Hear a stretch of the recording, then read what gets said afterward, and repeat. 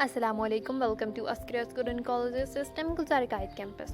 Today I am here to let you know about your physics activity. And today we will discuss the equations of motion. So let's begin. Can you tell me what is velocity? Can you tell me what is velocity in terms of distance and time? Have you get the answer? So it is distance covered in a given amount of time. Also, we are aware that velocity is a vector quantity. It is explained with direction. And standard unit of velocity is meter per second. We have also learned that rate of change in velocity is a vector quantity.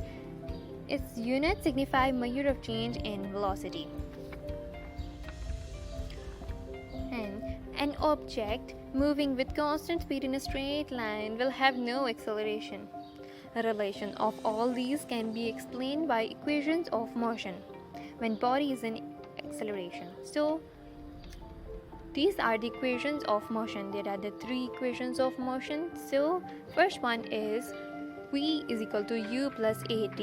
Second one, S is equal to UT plus 1 divided by 2AT square. Third one, 2AS is equal to V square minus U square. These were the equations of motion. Thank you. Allah Hafiz.